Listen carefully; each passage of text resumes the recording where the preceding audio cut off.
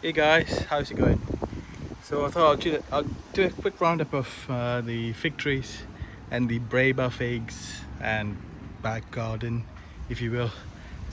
So I went away for a week. I had training from work. Now we'll be going for training for the next few weeks. So unfortunately, I probably won't get all the Breba figs. And I'll put Bayas Orek ripening here. Just about everywhere, every single branch just got a few. It's not as protective as Desert King, but it is a good fig, and it's a Turkish fig, more importantly. And yeah, so it's nice to have different varieties and a different selection of flavors and taste and what have you. And the peach trees, well, I only got one peach tree here, so it's singular, just a peach tree. It's a historic variety called Peregrine. I think that one up there is ripening. And if you have been following me, I had this tree for, I think, since we bought this house 2013, and I cut it down twice. You can see the size of that stump, and then I planted a lemon tree here which died. The peach tree came back, got snapped in one of these beautiful storms that we're getting here, and then it grew back again. So my wife said, well, why don't you just let it grow and do its thing. But I've also planted a fig tree right next to it, which seems to be thriving along it. So yeah, so we got figs and peaches. That was a bit moldy, but that's okay. You know, you won't get all the fruits. But this tree is really productive. And 1 second, guys. You okay? Sorry? I'm just recording a video, City. And we got a plum tree here. If you look carefully, it's got probably plums in it. I'm really sorry about the wind. I live in the southeast, so I can't really help. The grape has done really well this year. I'm hoping that it's been a shit year so far, so hopefully next month we won't have a lot of windstorms and everything. So I'm hoping that the rain will stop, so we will get this ripened. In any case, we will get some grapes. The garden's a bit of a mess, so I have potted up a lot of little trees. I was talking to my mate Wesley the other day. I had a lot of fig trees sitting in like little 1 liter, half-liter pots, and you know, they just got waterlogged and lost labels, and so yeah, so you see, it's not ideal, is it? So things like varieties like these, Molondra Blanca from Ponce. Believe it or not, that's a 3-year-old tree, guys. 3 years old. Yeah, so I've potted it up. Hopefully by the end of August, this will get bigger. I think it's a bit too big pot for it, but never mind. We'll see what happens. That's Chico Strawberry, Verdino, Giancomo. This one I got from Pepe. I think it's one of the white fig. So I don't know what, I forgot the name. It's something with M. That's one of the fig I discovered in Mallorca. It's called Kala Gula. I haven't seen it in Ponce's book. It's a red fig, and I have posted some photos on Instagram, so if you want to have a look. This one is Blanca Flor. That's this one is Chari. That's a Sesek. Well, that's an established tree. Not worried about that. That's Verdino Toscano, and that's Marangiana. Marangiana is from Paolo Belloni's collection. That's Figo Preto, Smith. That's my this is the Verde Paso. So I think Wesley was saying his Rubado looks different. Unfortunately, I haven't potted up my Verde Paso for some reason. and I've got about 6 or 7 trees, so I might give one tree to Wesley, and he's doing an air layer for me, so we will sort of yeah, I think he already got the verde pass, so I don't know. That's another Marangiana. That's Roa del Almacreves, and my daughter just bought me a toy. And that's Casta, yeah, something. And the one up there is a Torre di Cari, something like that. So you get the idea. A lot of figs. And just want to show you my structural engineering. So this is a multi-grafted apple tree that I grafted myself. So Ellison's orange and Bardsey Island apple. Bardsey is a rare variety. So I've sort of yeah, when I came back this Friday, I saw this branch almost on the floor. Luckily I didn't lose a lot of apples.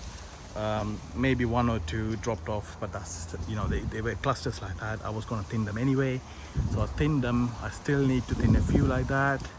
It's quite difficult when you get apples like that in clusters, thick clusters, guys. If you pull one out, they all drop off, so it's better to leave it for a while and let them figure out.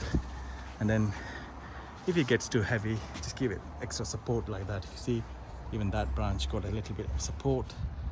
And yeah, the main support comes from that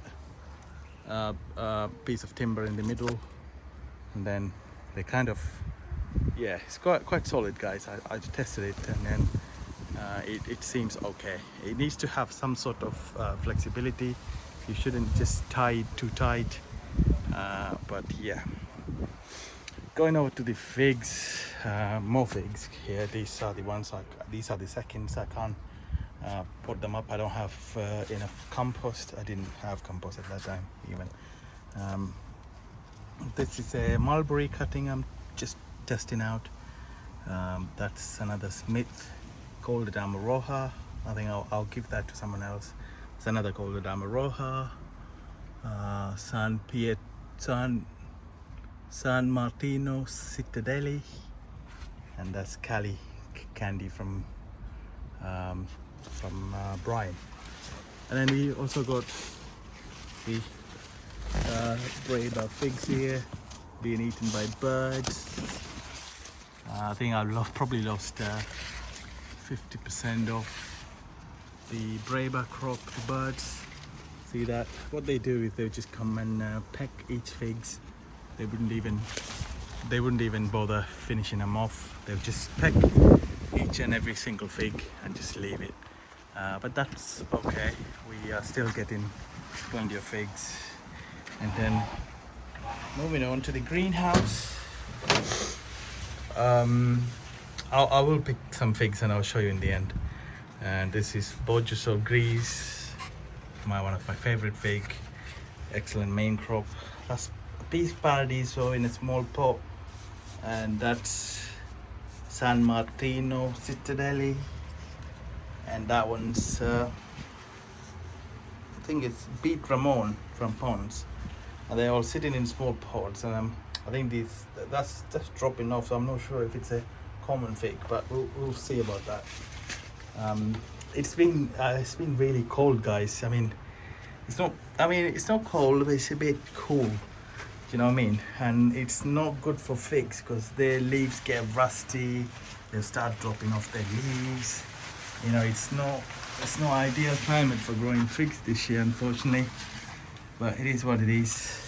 We will still get figs in the greenhouses. That's my Black Madeira from Harvey. They will ripen at some point, or maybe not. I don't know. They will ripen. This is my Smith. Oh, definitely ripen. I know this time last year they were well ahead, and we came back from our holiday and they were ripe to eat, ready to eat, guys. Look, some of the leaves, like I said, turning yellow. There's no lack of nutrients or anything. It's just shitty ass weather. It is what it is. It's a bit shaded here, but it's usually quite bright. I picked I pick the time and I can, when it's not too hot, so I can come and do a video for you guys. You can see Moro de Caneva just over there, probably about 30 or 40 figs. And this is one of my favorite, Belloni. Unfortunately, because I pruned it last year, not a lot of figs, probably about 10 figs in a huge tree. That's Coldedama Mutande. In my experience, that's one of the earliest Coldedams, guys. So if you want to grow Coldedams, maybe worth trying that one. Chitulara, and that's Martinica Ramada from Pons, and yeah, they're doing quite well. I think I will move this variety to my plot next year because they might do better in the allotment. Okay, so more apples.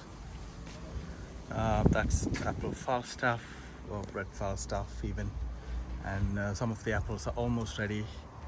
You can see there's more down there. Yeah. Okay. And I've got a Dauphine fig here. See, I should have thinned these apples. They're small, but you know, I think they're ready to eat. Do you want to try this apple? Yeah. Are they good? Okay. It's good, guys. It's been approved. That's Sodea Mavra. It's got lots of figs, just about everywhere. That's a Breba, by the way. Yeah. And got a few more Brebas here. Yeah. So I'll just I think I don't have anything else to show you guys in the back garden. It's not a huge garden, guys. It's a typical UK garden. So I'll just go ahead and pick the figs and I'll come back. Hey guys, I'm not sure if you can see it. So we picked a few yesterday, and of course I'm in the fridge. We freezed a few, and yeah, I've been eating figs like that since yesterday, to be honest. I mean, my wife had a few, but yeah, she doesn't really like figs. That's the Sodea Mavra. These are all Desert King. This was sold to me as Marinese, but I'm pretty sure it's Desert King. But you can see how juicy it is. It's amazing fig, guys. And some more there. I'll give that to my neighbor next door. And that's Totato Nero. But it is quite ripe, but I don't think the camera is picking up. So yeah, so I'm just gonna go ahead and enjoy it. Stupidly enough, for the last 3 or 4 or 5 years, birds manage to come and eat like 50% or even more of the figs, but we do get some like that. I mean, in a way, I'm not worried about sharing, but I need to sort some netting out. You know, I keep saying that every year, but never do it. So next year I'll put a bird netting over the tree so we can you know, share some figs with friends and family. I wanted to send some figs over to other people, but you know, it is what it is. And this is probably going to be one of the last Brebas that we are getting, because these are outdoor ones. I've been picking Breba since mid-June from the greenhouses. That's one of the best thing about having a greenhouse. And we always finish off with Desert King or Lampera Preta or Bayas Auroch. Yeah, I've still got Bayas Auroch to pick. So that's it, guys. I'll see you all in the next video. Cheers, bye.